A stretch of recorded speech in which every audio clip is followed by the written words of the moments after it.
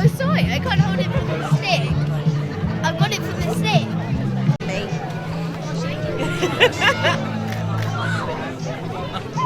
Is that a good one?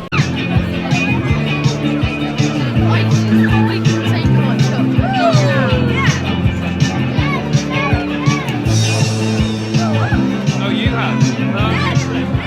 Oh, no. Yeah.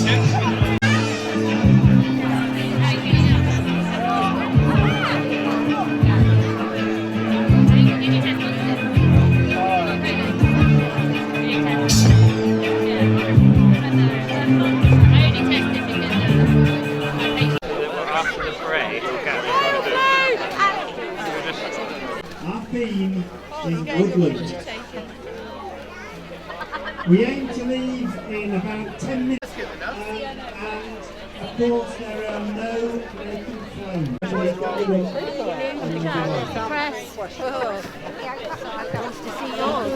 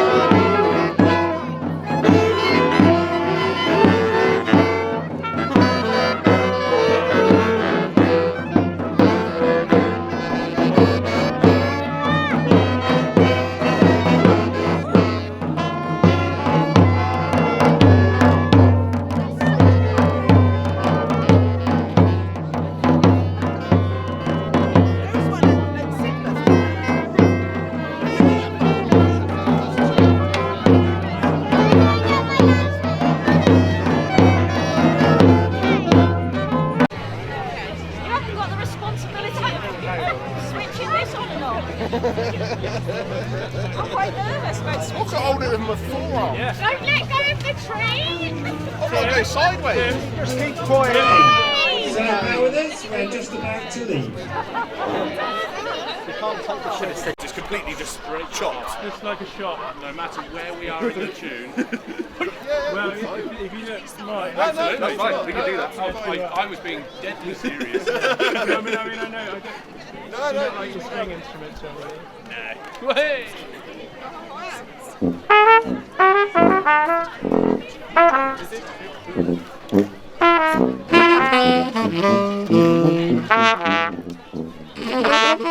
Dan, blue monk.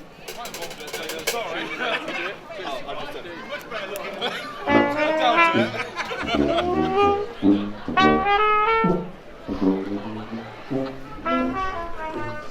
Take it from you. Sorry? I'll take it from you. Drop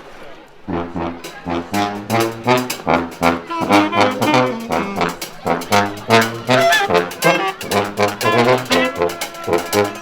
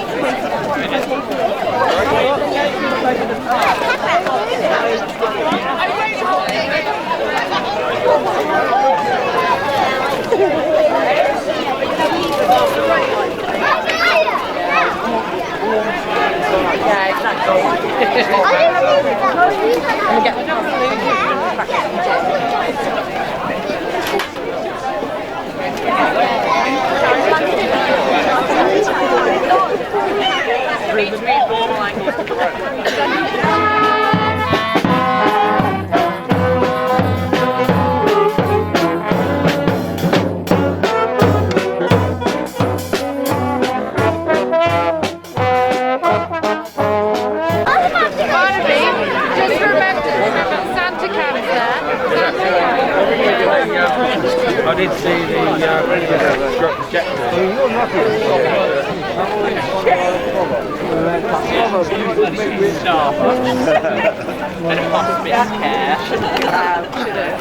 I mean, not the concept, not possible to get Okay!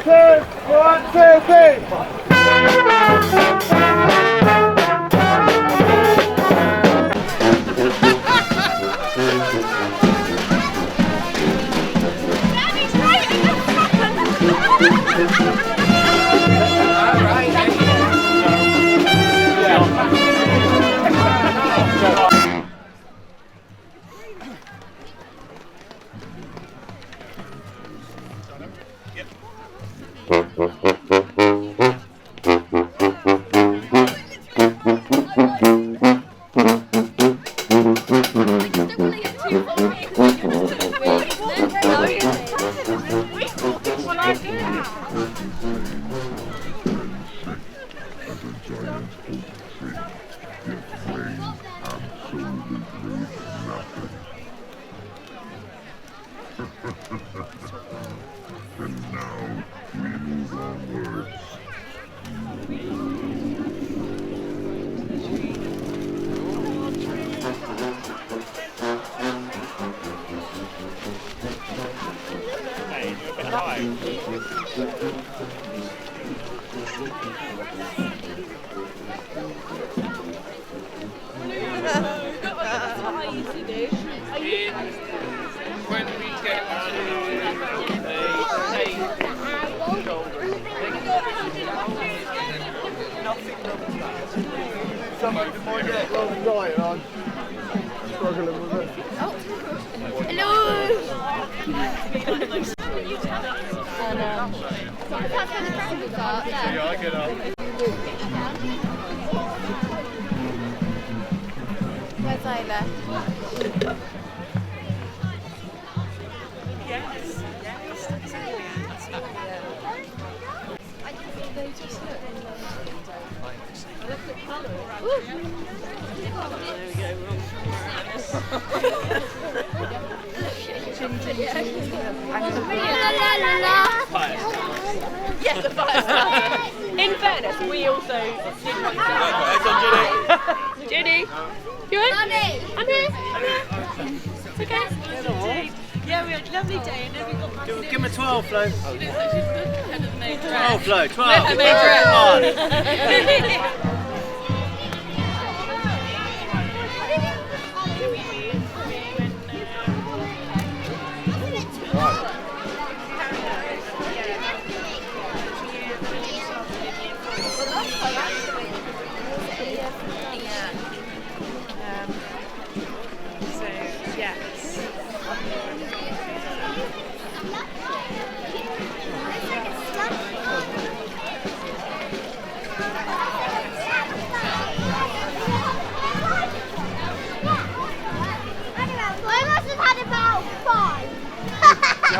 You had lots of blue. I know, second last. Once they met. I'm sorry of you. I'm on the news.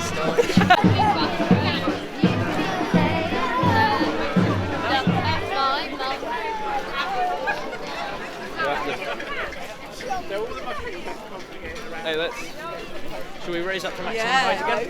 Wait! That's it. Do a bit of flapping. I think that's the most flap I can get away with without ripping something. The last you can see was his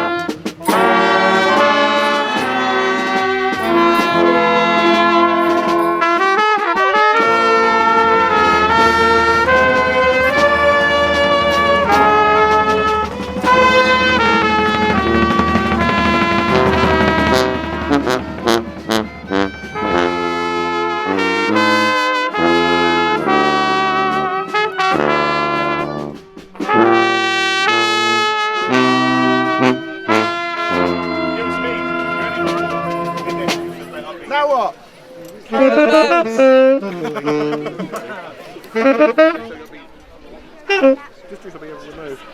Jingle bells, that's a good one. Dilemma. Dilemma. Here we go. Yeah. Want me to bring it in? Yeah. Yep.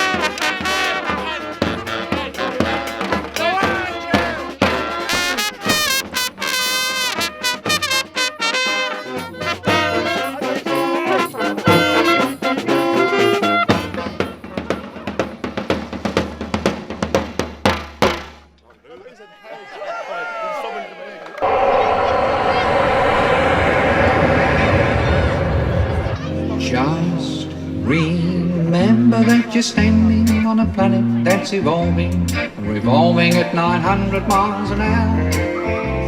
That's orbiting at 19 miles a second, so it's reckoned a sun that is the source of all our power.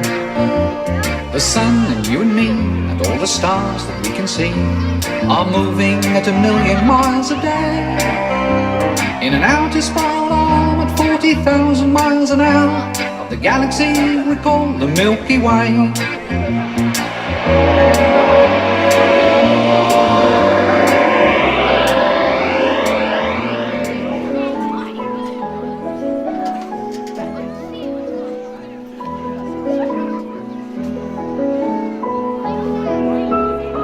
Hello, Hemyock. Are you standing comfortably? Then I'll begin. Once upon a time, though not really so very long ago, and not at all so very far away, there lived a very small hazel dormouse who had its nest of leaves at the edge of Bennett's Wood, in the woodlands in the direction of Clayhyden, yet on the outskirts of Hemyock. This dormouse's name was Muscardinus avellanarius, though everyone who knew it simply called it Mus. One of the things that Mus most loved in all the world was to sleep. From late October until early May, Mus would lay curled up snugly in its nest, sheltered by a protecting base of old coppiced trees. Mus would dream of the warmer months when it could dance through the trees at night time, eating hazelnuts, insects, flower food and fruit while hardly ever touching the woodland floor.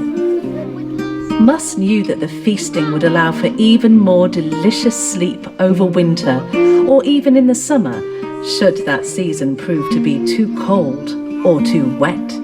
Mus was a most happy dormouse, at least until it decided to move from the far edge to the centre of Bennett's Wood, where it thought that the nesting would be better and the choices of food even more excellent.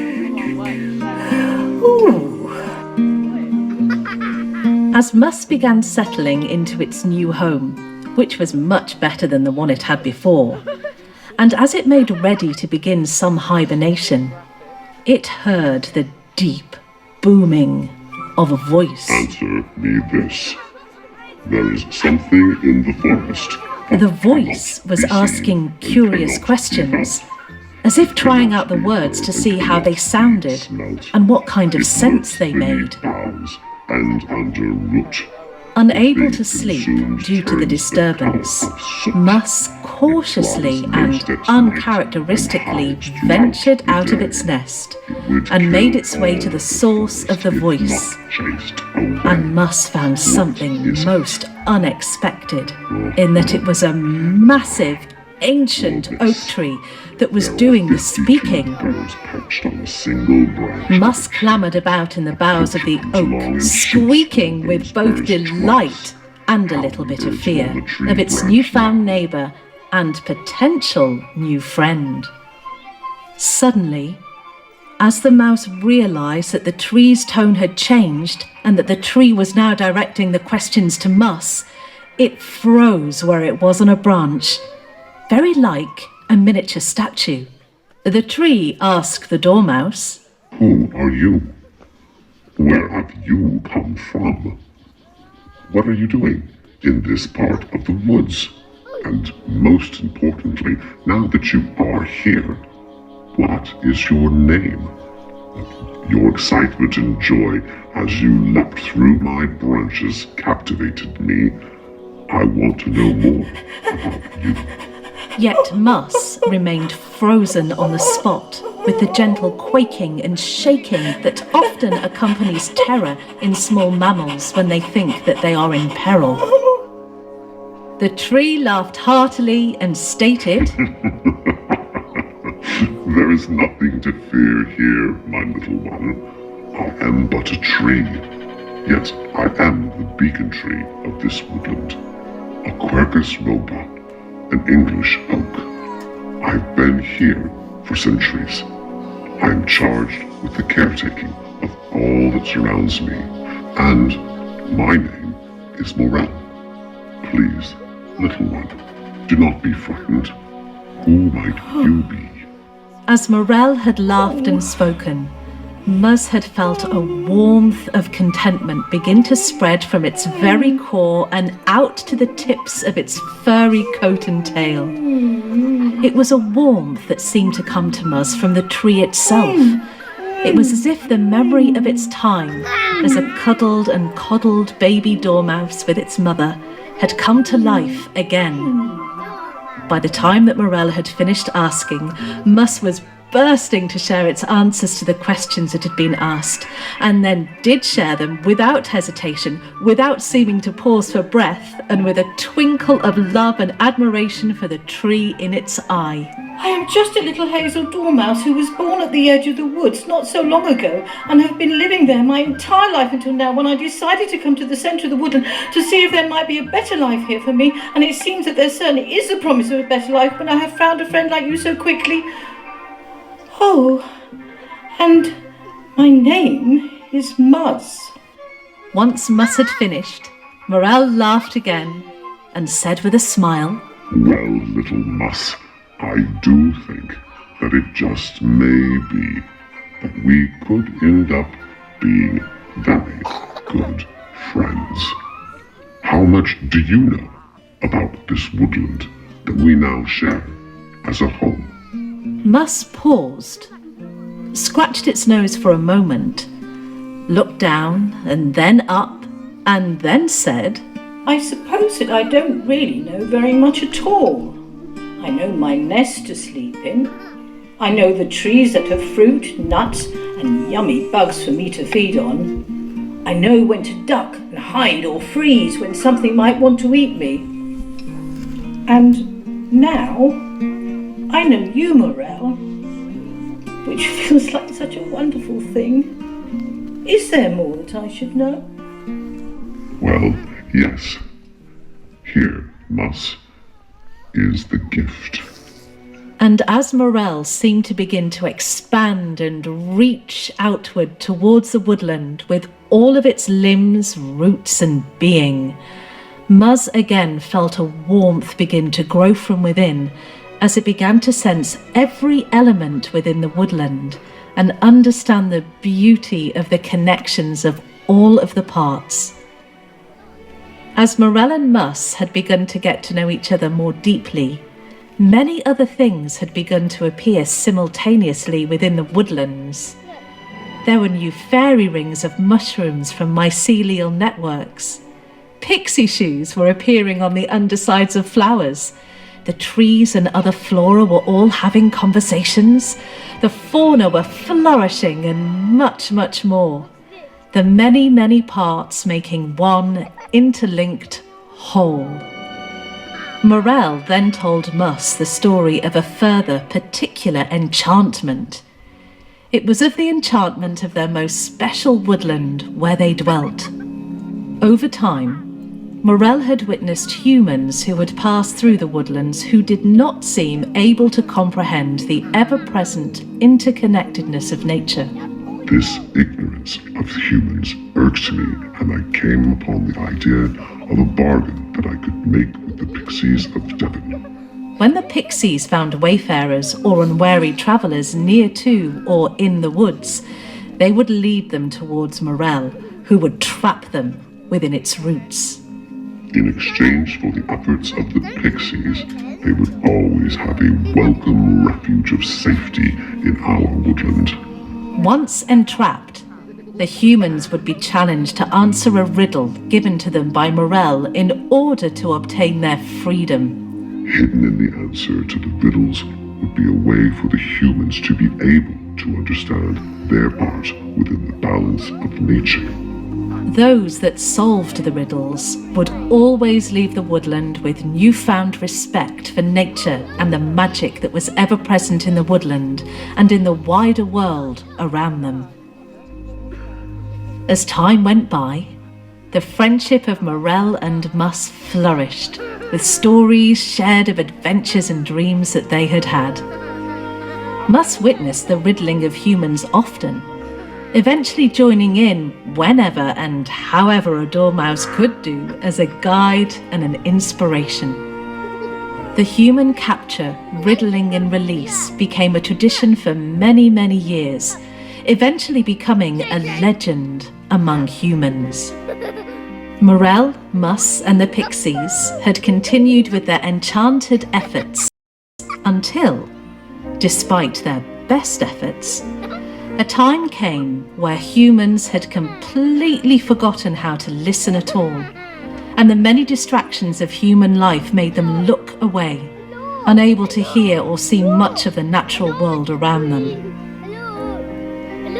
It was at that point that the woodland closed in on itself, keeping humans away and waiting until the time came again for the lessons of nature, enchantment and magic to be able to be shared. While in the dormant state of waiting for a new human awakening, Morel and Mus still continue to joyfully work together, making reminders of the magic and mystery of the natural world, celebrating the interconnectedness of everything. If one looks carefully through the year, one can see their wonders in so many things. In mushroom rings that spring up overnight, in patterns of frost that appear on leaves, in the infinite shapes of snowflakes, in the mists rising from the Culm Valley, in the many rainbows reaching across the Blackdown Hills, in the fragrance of apple blossom carried on the breeze, in the seemingly random groupings of wildflower in the fields, in the vast array of colours in the leaves of autumn, and just occasionally in the brightening of the twinkle of a star.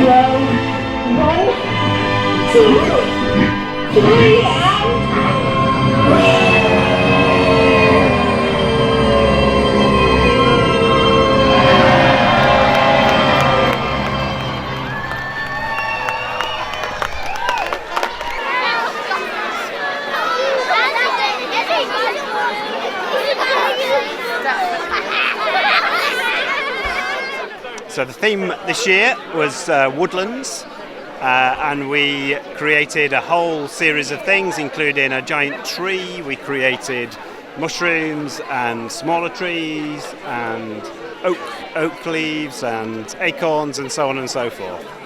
And despite the cold weather, still plenty of people turn out to support the event. Yeah, well, it's nice, isn't it? It might be cold, but it is winter, isn't it? So it's supposed to be cool. Just what work goes in behind the scenes to make tonight come alive? It's a big community event, so we run lots of community workshops. So the village turn out, and it's what it's all about. It's all about the village and people joining in and celebrating this village because we all love it. And what did you make of tonight's lantern parade? It went well. From my point of view, it went well, and the finale went well, and we managed to light the star in the way that we wanted to, which was great.